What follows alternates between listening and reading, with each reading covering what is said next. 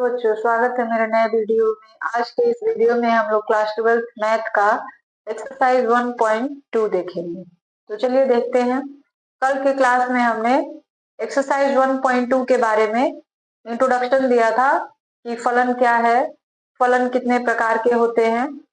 और आज जो है हम लोग एक्सरसाइज 1.2 के कुछ सवालों को सॉल्व करेंगे। तो चलिए देखते हैं सवाल क्या है। क्वेश्चन नंबर फर्स्ट जो है वो है, सिद्ध कीजिए कि f(x = 1/x) द्वारा परिभाषित फलन f such that r star tends to r star एक एकेकी तथा आच्छादक फलन है जहां r स्टार सभी ऋणात्तर वास्तविक संख्याओं का समुच्चय है। यदि प्रांत r स्टार को n में बदल दिया जाए जबकि सह प्रांत पूर्ववत ही रहे तो भी क्या यह परिणाम सत्य होगा। देखिए इसमें जो है दो सवाल आपसे पूछे गए हैं, ठीक है। पहला सवाल तो ये है कि f(x) जो है वो हमारा क्या दिया हुआ है 1/x, और आपको सिद्ध करना है कि यह जो फलन है आच्छादक है और एकेकी है। दूसरी बात यह इसमें कही गई है कि अगर r स्टार को ऋणात्तर वास्तविक संख्याओं का समुच्चय है, मतलब r स्टार जो है माइनस वाली संख्याओं को छोड़कर सारे जितने प्लस वाले, देखिए r का मतलब होता है सेट ऑफ रियल नंबर, यानी वास्तविक संख्याओं का समुच्चय। तो वास्तविक संख्याओं के समुच्चय में जो होता है प्लस वाले नंबर्स भी आते हैं, माइनस वाले नंबर्स भी आते हैं, जो फ्रैक्शन में होते हैं 1/2, 3/2, ये सारे नंबर्स भी आते हैं, रूट के अंदर वाले भी नंबर्स आते हैं, ठीक है। ऋणात्तर मतलब ऋण संख्याओं को छोड़कर जितनी भी संख्याएं हैं वो सभी इस प्रांत में हैं। यदि प्रांत r स्टार को n में बदल दिया जाए, मतलब जो प्रांत था हमारा पहले उसको n में बदल दिया जा रहा है, तो n क्या हो गया, n जो है नेचुरल संख्याओं यानी प्राकृतिक संख्याओं का समुच्चय। तभी क्या यह सत्य होगा। तो देखिए एकेकी फलन को सिद्ध करने के लिए सबसे पहले हम लोग क्या मानते हैं कि दो एलिमेंट लेते हैं। आप a भी ले सकते हैं, x1 x2 ले सकते हैं, लेकिन वो किस में लेना है, प्रांत में लेना है, ठीक है। और लास्ट में हम लोग ये प्रूफ करने की कोशिश करते हैं, सवाल लगाते जाते हैं और लास्ट में ये प्रूफ कर देते हैं कि x1 = x2, यानी प्रांत के हर एक अवयव का एक ही प्रतिबिंब जो है हमको सह प्रांत में मिल रहा है। तो फिर वो फलन जो होता है कैसा हो जाता है, एकेकी हो जाता है, ठीक है। वही काम जो है हम लोग यहाँ करेंगे। अभी बात समझ में। तो चलिए पहले हमारे पास फलन क्या दिया हुआ है, फलन हमारे पास दिया हुआ है f(x) = 1/x, ये फलन दिया हुआ है, क्लियर। हमको क्या करना है कि आप दो एलिमेंट लीजिए x1 और x2 जो कि किस में होंगे, r में बिलोंग होने चाहिए, ठीक है। तो हम लोग दो एलिमेंट ले लेंगे x1 और x2। माना कि x1 x2 बिलोंग टू किसमें लेंगे, r में, ठीक है। तो अब इस फलन में जहां जहां x है वहां वहां हम लोग क्या रख लेंगे, x1 और x2 रखेंगे। फिर दोनों को बराबर किया जाएगा। देखिए तब यहाँ पे हम लोग एक बार x1 रखेंगे और एक बार x2 रखेंगे और फिर दोनों को बराबर दिखाया जाएगा और फिर ये दिखाएंगे कि x1 और x2 जो है दोनों आपस में इक्वल हैं। तो फिर यह फलन कैसा होगा, एकेकी हो जाएगा। देखिए लेट माना कि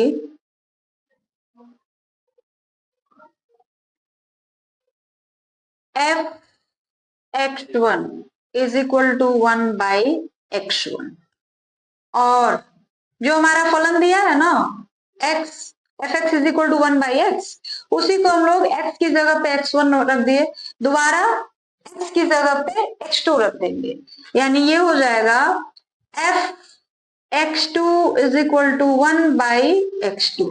इतनी बातें क्लियर हो रही हैं? आ रही बात समझ में? अब क्या किया जाएगा, fx1 और fx2 दोनों को बराबर लिखा जाएगा, fx1 is equal to fx2। आप क्वेश्चन लगाते जाइए, लास्ट में आपको ये सिद्ध कर देना है, ये शो करना है कि x1 बराबर x2, तो फलन हमारा एकाकी हो जाएगा। हम वही करने की कोशिश कर रहे हैं, ठीक है।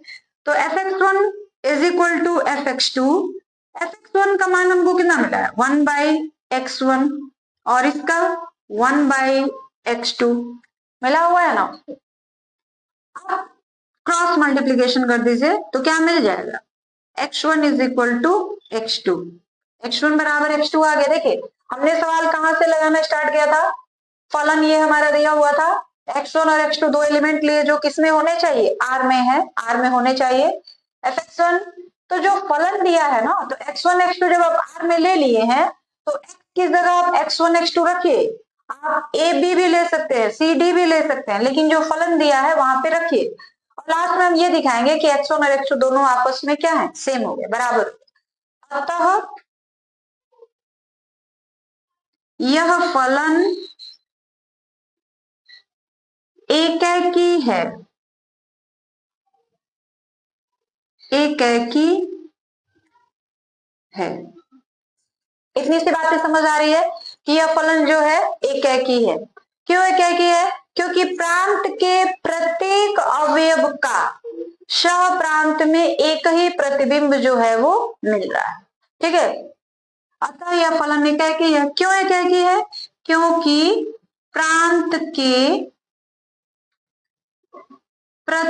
ये वाली लाइन पहले लिखते हैं, अर्थात प्रांत के प्रत्येक अवयव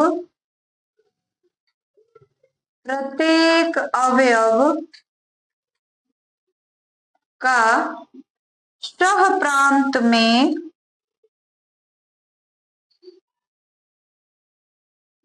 एक ही प्रतिबिंब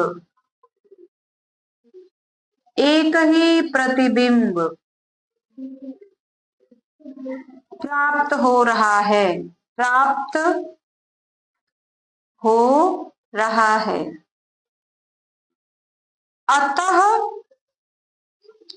यह फलन एकाकी है।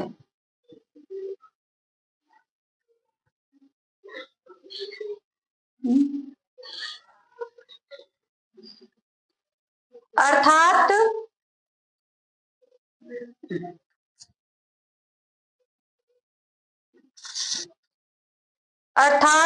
प्रांत के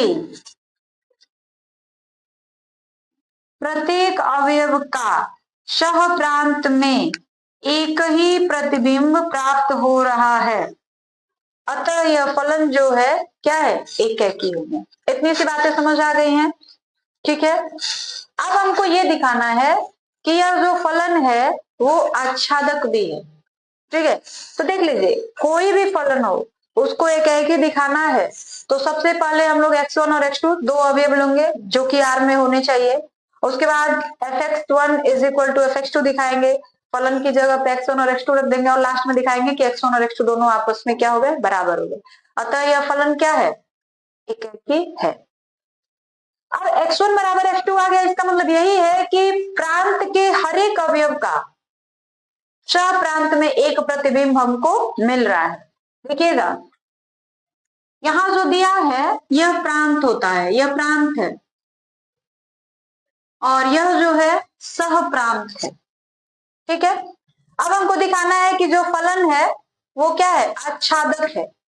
तो आच्छादक फलन के लिए क्या करना पड़ता है कि जो फलन दिया हुआ है fx is equal to 1/x हमारे पास दिया है, तो उसको हम लोग y इज इक्वल टू जो फलन का मान दिया है वो मान लेंगे, और जो x का मान होगा वो y के टर्म में निकालेंगे। जो x का मान आएगा वो किसके टर्म में आना चाहिए, y के टर्म में। तो चलिए देखते हैं, f(x) is equal to 1/x दिया हुआ है, ठीक है। तो हम लोग क्या करेंगे, यहां पे लिखेंगे माना कि यहाँ y is equal to 1/x है, y is equal to 1/x। अब हम लोग x का मान निकालेंगे किसके टर्म में, y के टर्म में, ठीक है। तो x का मान निकालते हैं, x is equal to 1/y। इतनी सी बात समझ आ रही है। हम लोग क्या किए कि x का मान निकाल दिए किसके टर्म में, y के टर्म में। यानी सह प्रांत का एक भी अवयव ऐसा नहीं है जिसका हमको प्रांत में पूर्व प्रतिबिंब नहीं मिल पा रहा है। तो अगर ऐसा हो गया तो यह जो फलन है वो क्या होगा, आच्छादक होगा। तो लास्ट में लिखेंगे, यहां लिखते हैं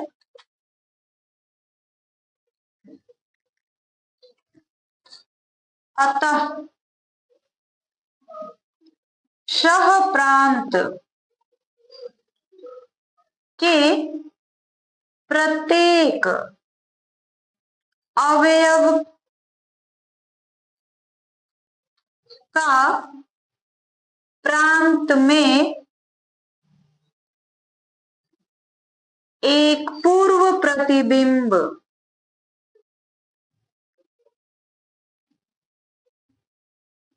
प्राप्त होता है।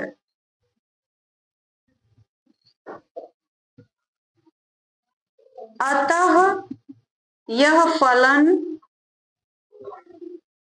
आच्छादक है। देखिए, अतः सह प्रांत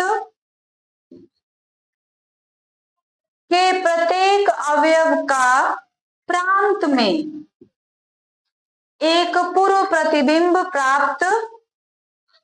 प्राप्त होता है। अतः यह फलन आच्छादक है, ठीक है। यह फलन जो है कैसा है, आच्छादक है। अब हमको ये दिखाना है, अब दूसरा सवाल इसमें पूछा गया है यहां से, यदि प्रांत को n में बदल दिया जाए तो n क्या है, n जो है प्राकृतिक संख्याओं का समुच्चय है। n क्या है, प्राकृतिक संख्याओं का समुच्चय है, ठीक है।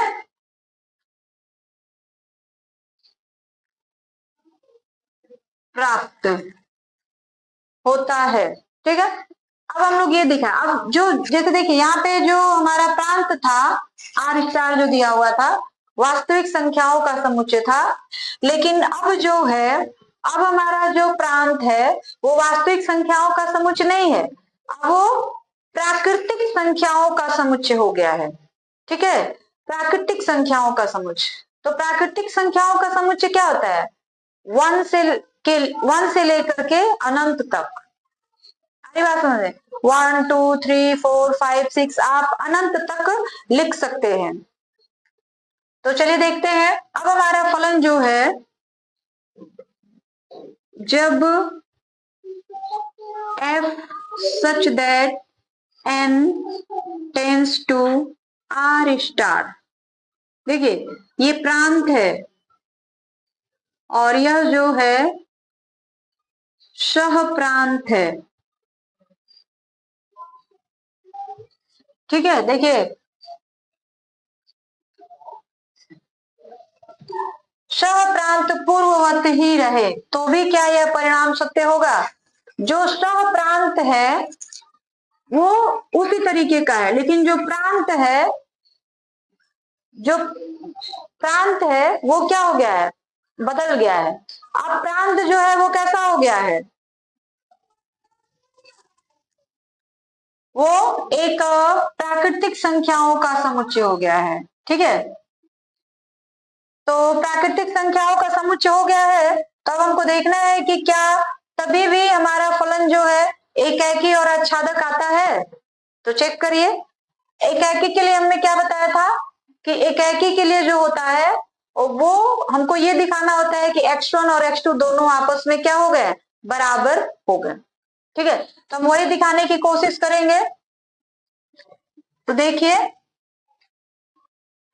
माना कि जैसे हमने पहले किया था, माना कि x1 x2 बिलोंग टू, प्रांत में लेंगे तो प्रांत हमारा क्या है, r है कि n है, n है।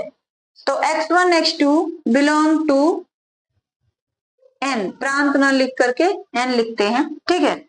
अब हमारे पास फलन क्या है, f(x) is equal to 1/x। तो x की जगह हम लोग बारी बारी से एक बार x1 रखेंगे और एक बार x2 रखेंगे। तो अब हम यहाँ पे लिखेंगे fx1 is equal to 1/x1 और fx2 is equal to 1/x2।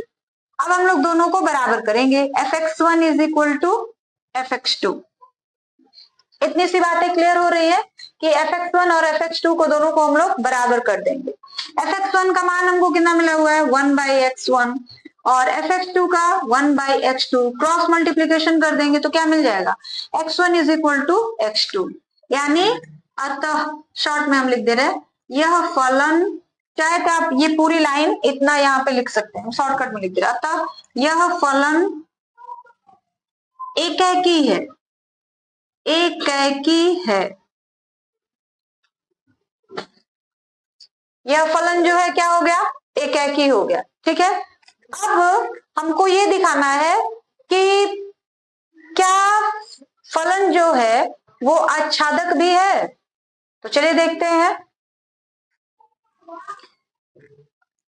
प्राकृतिक संख्याएं होती हैं वो हमेशा 1 2 3 4 5 6 7 मतलब 1 से लेके अनंत तक रहती हैं।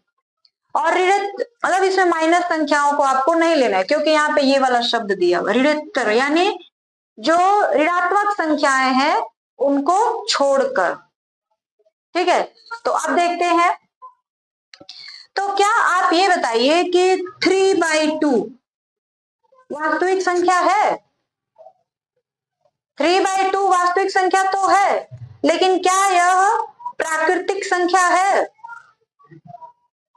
नहीं है। तो वास्तविक संख्या यहां पे देखते हैं एक डायग्राम से, ये हमारा n है और ये हमारा r है, ठीक है।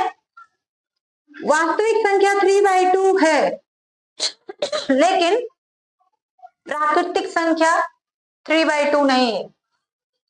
तो वास्तविक संख्या जो है इसमें तो केवल 1 2 3 डॉट डॉट डॉट इनफाइनाइट तक है, लेकिन उसमें 1 2 3 फ्रैक्शन वाले नंबर भी हैं, रूट के अंदर वाले नंबर भी हैं, सारे नंबर्स हैं।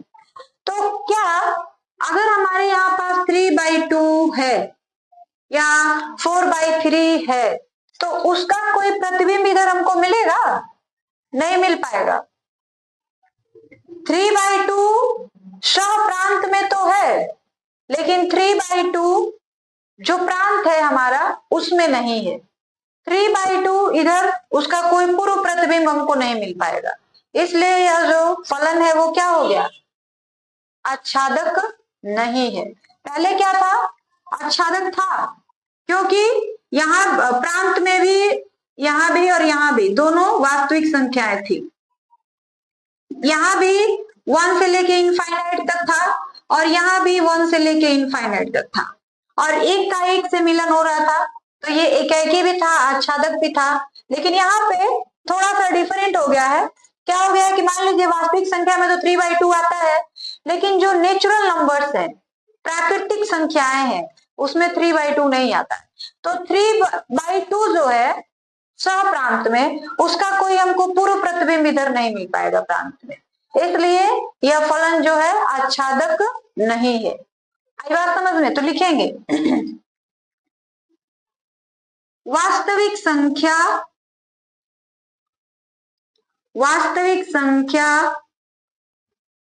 3/2 का प्रांत में कोई पूर्व प्रतिबिंब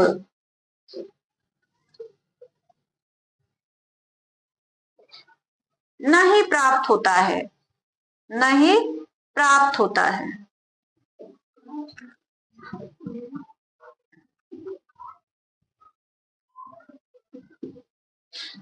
अर्थात 3/2 नॉट बिलोंग टू n, इसलिए यह फलन आच्छादक नहीं है, आच्छादक नहीं है। आई बात समझ में? सारी बातें क्लियर हुई है? अगर कुछ भी आपको दिक्कत होता है तो आप कमेंट बॉक्स में जरूर बताइएगा, उसका सॉल्यूशन देने की हम कोशिश करेंगे, ठीक है? तो देख लीजिए, अगर आप इसका स्क्रीनशॉट लेना चाहते हैं तो ले लीजिए, ठीक है? चलिए बच्चों, अब हम लोग क्वेश्चन नंबर 2 देखते हैं। क्वेश्चन नंबर 2 जो है, इस तरीके से 5 फलन उसमें दिए गए हैं और आपको ये बताना है कि इन पांचों फलनों में कौन कौन फलन एकाकी और आच्छादक है, ठीक है? तो चलिए जांच करते हैं। पहले फलन के बारे में देखते हैं। पहला जो है f(x = x²), f such that n tends to n, मतलब यह वाला जो होता है प्रांत होता है और यह वाला जो होता है तीर के सामने वाला पार्ट जो होता है वो सह प्रांत होता है। तो हमको दिखाना है कि यह फलन जो है एकाकी है कि नहीं और आच्छादक है कि नहीं। तो सबसे पहले एकाकी दिखाने के लिए हमको क्या करना पड़ता है कि दो एलिमेंट लीजिए x1 और x2, वो दोनों किसमें से लेने होंगे? r से लेने होंगे और दिखाएंगे कि ये दोनों x1 और x2 आपस में बराबर हैं। अगर x1 और x2 आपस में बराबर हो गए तो फलन एकाकी हो गया, ठीक है? चलिए देखते हैं। माना कि x1, x2 belong to n, n क्या है? हमारा प्रांत है, ठीक है? और अब दिखाएंगे कि x1 और x2 दोनों बराबर है, तो लिखेंगे f(x1 = x1² और x की जगह पे x2 रखा जाएगा, तो लिखेंगे f(x2 = x2²। इतनी सी बात समझ आ रही है, ठीक है? ये बातें समझ आ रही है? ओके, अब आगे देखते हैं। f(x1 और f(x2) दोनों को हम लोग बराबर कर देंगे, इसलिए बराबर कर देंगे कि fx को ही y लिखा जाता है। तो मान लीजिए ये भी y = x² है, इसी को हम लोग y कहते हैं। तो यह भी y और यह भी y, तो y दोनों तो इक्वल ही ना होंगे आपस में। जैसे हमने यहाँ पे थोड़ा सा समझ लीजिए, fx = x² ऐसा कुछ दिया है, इसका मतलब है कि y = x²। तो आपने लिखा है f(x1 = x1²) यानी y = x1²। तो आपको इतना लिखने की जरूरत नहीं, आप बस समझ जाइए। तो ये क्या हो गया? अब हम दोनों को क्या करेंगे? इक्वल कर देंगे। f(x1 = f(x2), इतनी बात क्लियर है? अब आगे x1² = x2², क्लियर है? स्क्वायर दोनों का कैंसिल हो जाएगा, बचेगा क्या? x1 = x2। अतः ये बात जब आ जाती है x1 = x2, तभी हमारा फलन जो होता है एकाकी हो जाता है। अतः यह फलन एकाकी है,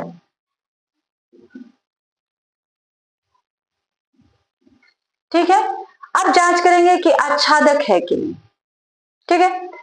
तो यहां थोड़ा एग्जाम्पल डायग्राम से समझिए। ये हमारा प्रांत है और ये हमारा परिसर है, ठीक है? इधर भी जो नंबर है नेचुरल नंबर है, इधर भी, यानी इधर भी 1 2 3 डॉट डॉट डॉट इनफाइनाइट तक है, और इधर भी 1 2 3 4 5 6 7 8 9 डॉट डॉट डॉट इनफाइनाइट तक है, ठीक है? तो अगर ये जो है x² है और ये हमारा fx, जैसे x का मान हम इसमें से लेंगे और जो आएगा इधर मिलाएंगे। जैसे हम लोग 1 लिए तो 1 लेंगे, तो जैसे हमारा फलन दिया हुआ है ना f(x = x²), तो यहाँ पे हम लोग रखेंगे, यानी 1 जो है उसका प्रतिबिंब क्या मिलेगा? 1 ही मिलेगा। अब हम 2 रख लेते हैं, तो 2 जो है किससे मिलेगा? 4 से मिलेगा। 3 रख लेते हैं, तो 3 जो है वो किससे मिलेगा? 9 से मिलेगा।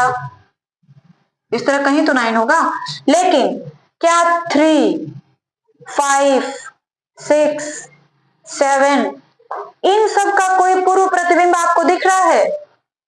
नहीं दिख रहा है, यानी ये सारे एलिमेंट तो छूट ही गए। इसका मतलब है यह फलन जो है आच्छादक नहीं है। तो ज्यादा नहीं, हम लोग 3 के बारे में लिख लेते हैं।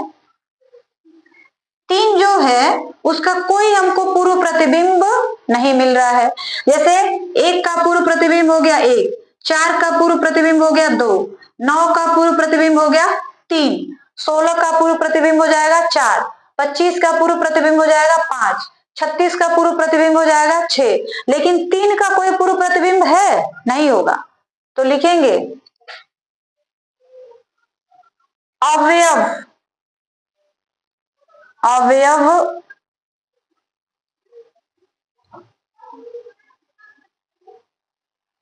तीन जो सहप्रांत में उपस्थित है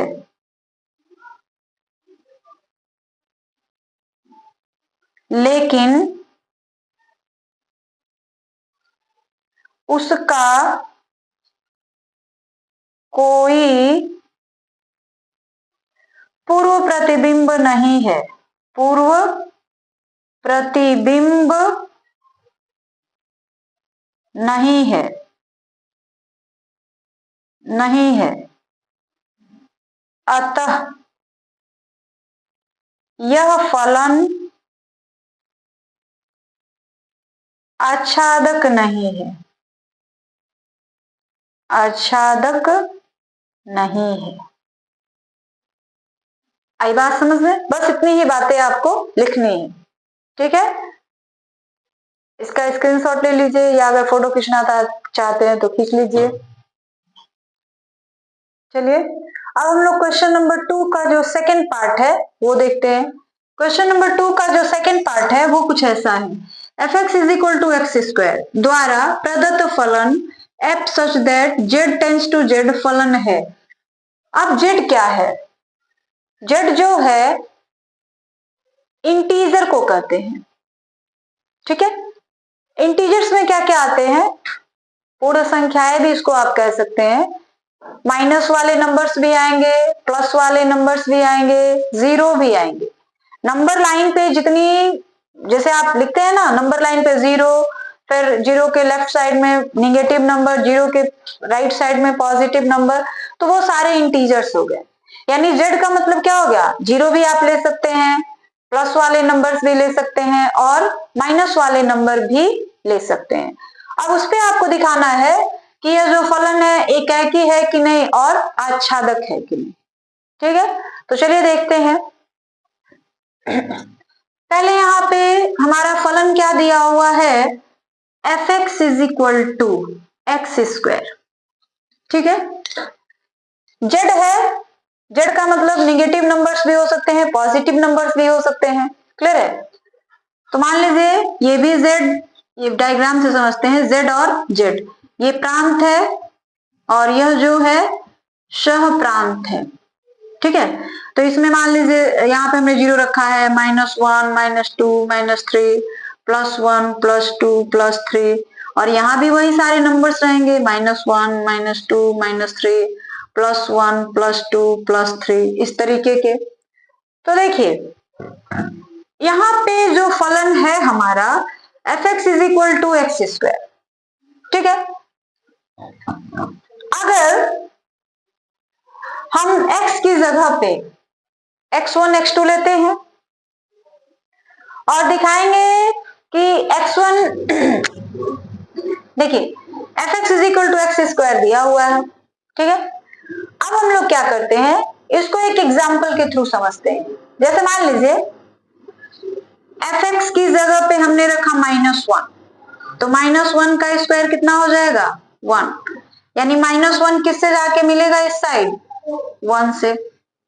f(x) की जगह हम +1 रखते हैं, तो ये +1 का स्क्वायर क्या हो जाएगा? +1, यानी जो +1 वाला है यह भी जाके इधर किससे मिलेगा? 1 से ही मिलेगा। यानी -1 और +1 दोनों के जो प्रतिबिंब हुए वो क्या हो गए? 1 ही हो गए।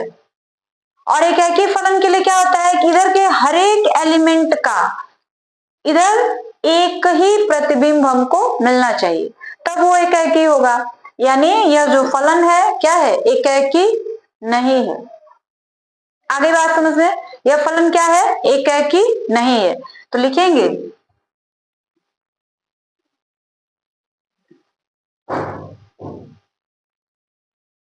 -1 और 1 का एक ही प्रतिबिंब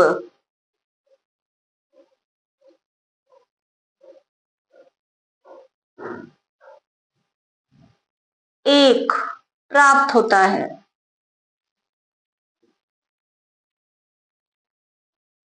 अतः यह फलन एकैकी नहीं है, एकैकी नहीं है।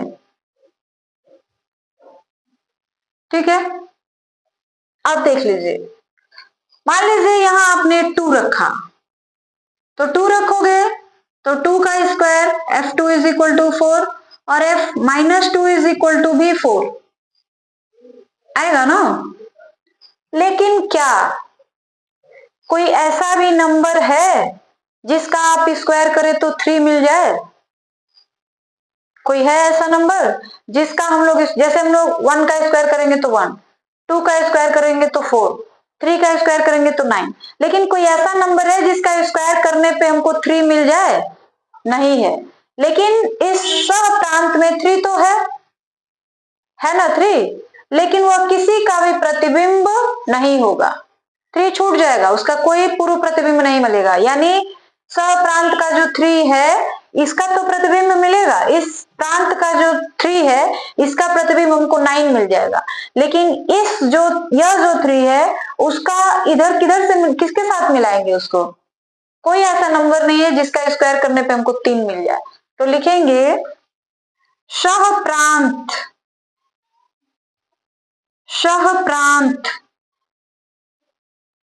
में 3 का 3 किसी भी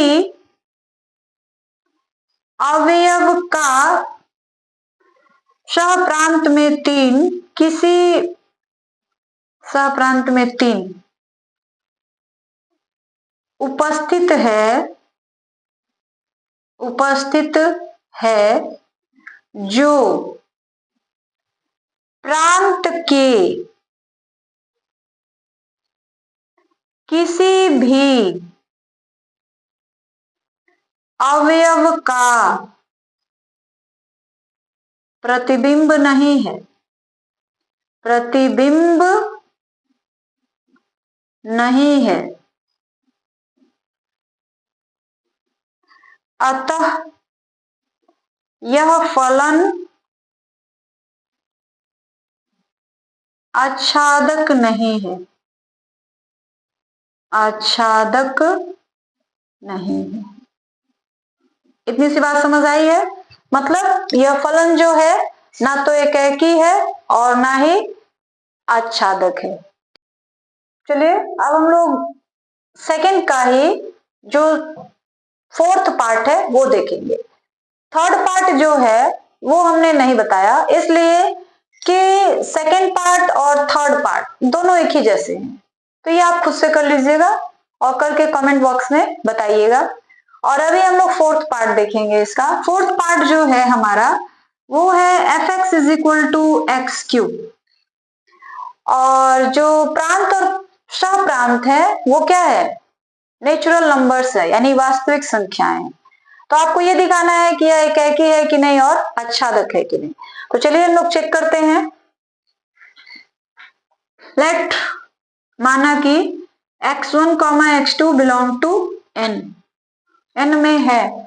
अगर एकैकी होगा तो x1 और x2 दोनों बराबर मिलने चाहिए, और अगर एकैकी नहीं होगा तो x1 और x2 बराबर नहीं आएंगे। ठीक है, तो चलिए देखते हैं। लिखेंगे f(x1) is equal to x1 का क्यूब और f(x2) is equal to x2 का क्यूब। अब क्या किया जाएगा? f(x1) is equal to f(x2) कर दिया जाएगा, यानी x1 का cube is equal to x2 का क्यूब। क्यों दोनों के कैंसिल हो जाएंगे, x1 बराबर x2। अतः जैसे ही यह आ जाता है x1 बराबर x2, ये फलन जो होगा एकैकी होगा। अतः यह फलन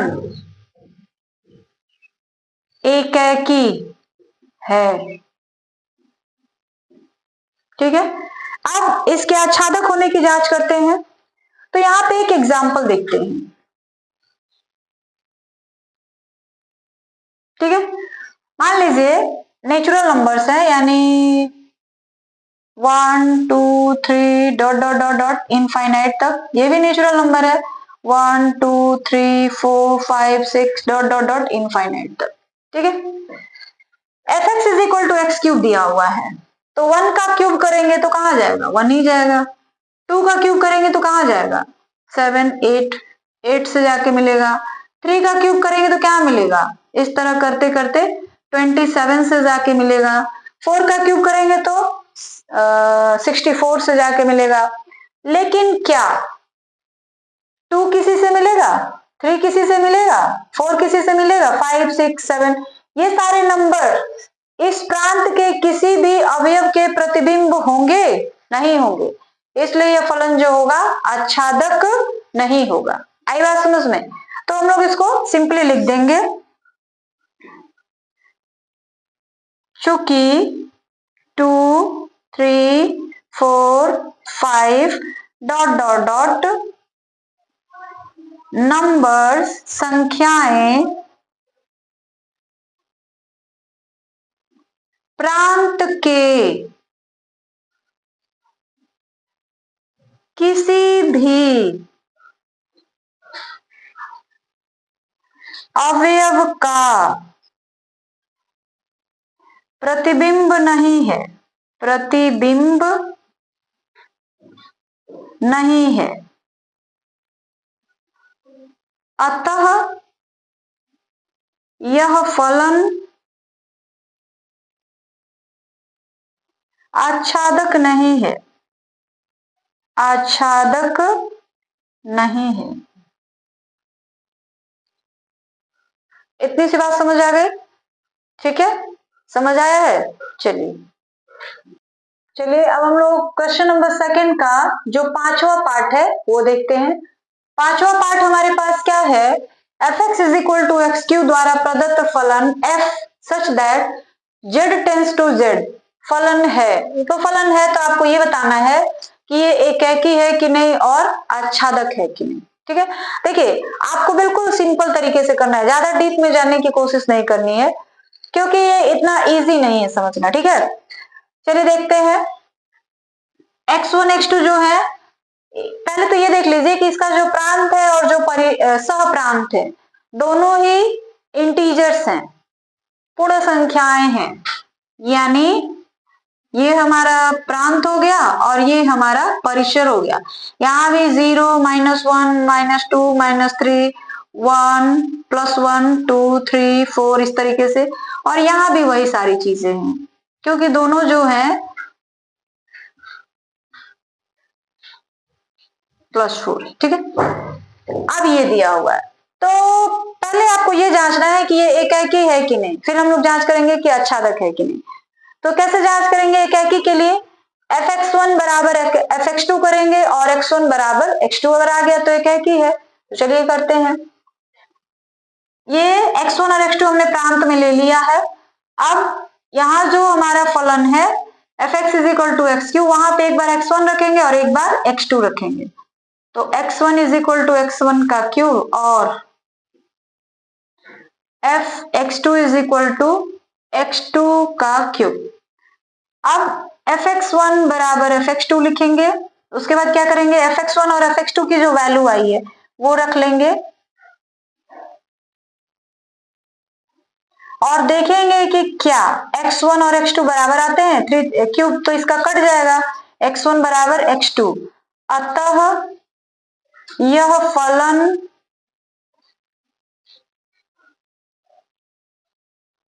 एकेकी नहीं है, एकेकी नहीं है। अब आच्छादक है कि नहीं उसके लिए भी देखते हैं। तो देखिए जैसे करना क्या है, मान लीजिए हमने -1 का क्यूब किया, तो -1 का क्यूब करेंगे तो किससे जाके मिलेगा, -1 से। अब 1 का क्यूब करेंगे तो 1 से। 2 का क्यूब करेंगे तो +8 से जाके मिलेगा, यहाँ पे मान लीजिए 8 है।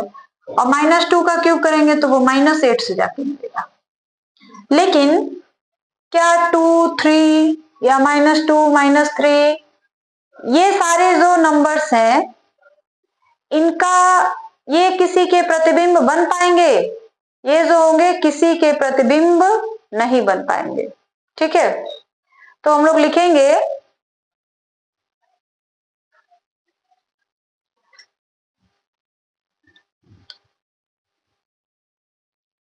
तो हम लोग क्या लिखेंगे कि जो फलन है उसमें प्रांत स्वप्रांत के बहुत से ऐसे एलिमेंट हैं, अवयव हैं जो प्रांत के किसी भी अवयव का प्रतिबिंब नहीं बन पा रहे। ठीक है, अतः यह फलन जो है आच्छादक नहीं है। सह प्रांत में उपस्थित अवयव 2, 3, -2, -3, 5, 6 किसी भी अवयव के प्रतिबिंब नहीं है, प्रतिबिंब नहीं है, अतः यह फलन आच्छादक नहीं है।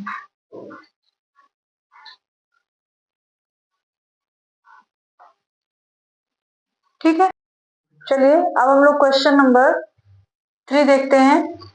क्वेश्चन नंबर 3 जो है, सिद्ध कीजिए कि f(x) = x द्वारा, ये देखिए यहाँ पे बड़ा वाला ब्रैकेट दिया हुआ और इसका मतलब भी बताया जा रहा है, महत्तम पूर्णांक फलन f such that r tends to r न तो एकेकी है और ना ही आच्छादक है। जहां बड़े वाले ब्रैकेट में जो x लिखा है उसका मतलब है x से कम या उसके बराबर। ठीक है, तो चलिए देखते हैं। पहले हम लोग एग्जाम्पल देखते हैं। इसका जो प्रांत है वह भी रियल नंबर है और जो सह प्रांत है वह भी रियल नंबर है। अब रियल नंबर होते क्या है, माइनस भी हो सकता है, प्लस में भी हो सकता है, फ्रैक्शन में भी हो सकता है, जीरो भी हो सकता है, पॉइंट में भी हो सकता है। आ रही बात समझ में? जो रियल नंबर होते हैं वो क्या होते हैं, माइनस, प्लस, पॉइंट, फ्रैक्शन सब नंबर हो सकते हैं, जीरो भी आ सकता है, -1, -2, -3, -4, 1, 1.2, 1.3, 2, 3 इस तरीके से। इधर भी -4, -3, -2, -1, 0, 1, 1.2, 1.3, 4, 3, 4 इस तरीके से। ठीक है, हमारा फलन क्या है, f(x) = mod x। मॉड नहीं है, ये मॉड नहीं कहेंगे, बड़े वाले ब्रैकेट के अंदर x दिया हुआ है। इसका मतलब यही है कि जो हम लोग x का मान लेंगे, ठीक है, जैसे मान लीजिए हमने रखा f(x) = 1.3 मान लीजिए रखा गया। ठीक है, तो इसका आंसर क्या होगा, 1.3 जो है, देखिए कि किसके किसके बीच में लाई कर रहा है। 1.3 जो है किसके किसके बीच में लाई कर रहा है, तो 1.3 इसके आगे जो है 1 है और यह जो है 1.3 1 से तो बड़ा है लेकिन 2 से छोटा है, यानी 1.3 का जो मान आएगा वो कितना हो जाएगा, 1 के बराबर हो जाएगा।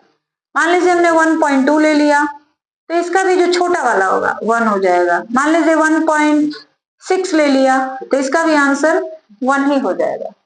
यानी इसका 1.2 किससे जाके मिलेगा, 1 से, 1.3 भी 1 से और 1 तो खुद ही 1 से मान लीजिए मिल जाएगा। तो ये एकाकी होगा, नहीं होगा।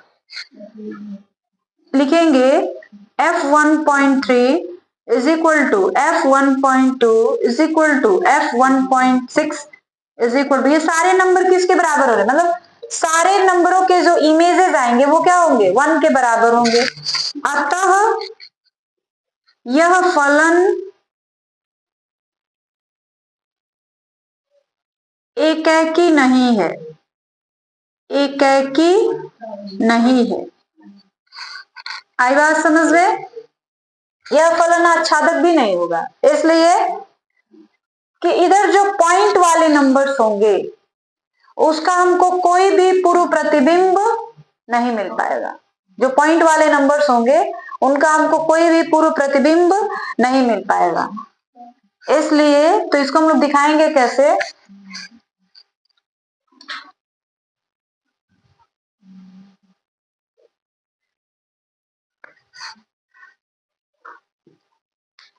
अब देखिए, जो सह प्रांत में जो पूर्णांक है उनका तो प्रतिबिंब पूर्व प्रतिबिंब हमको मिल जाएगा, लेकिन ऐसे भी अवयव हैं जिनका हमको पूर्व प्रतिबिंब नहीं मिलेगा। जो दशमलव वाले नंबर्स हैं उनका हमको कोई भी पूर्व प्रतिबिंब नहीं मिल पाएगा। ठीक है, तो इसके लिए हम लोग क्या लिखेंगे? यहां तक तो हो गया। अतः यह फलन एकेकी नहीं है, ये बातें क्लियर है। अब लिखेंगे सह प्रांत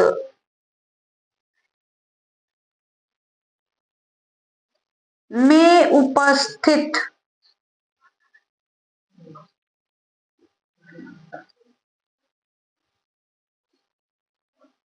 कुछ अवयवों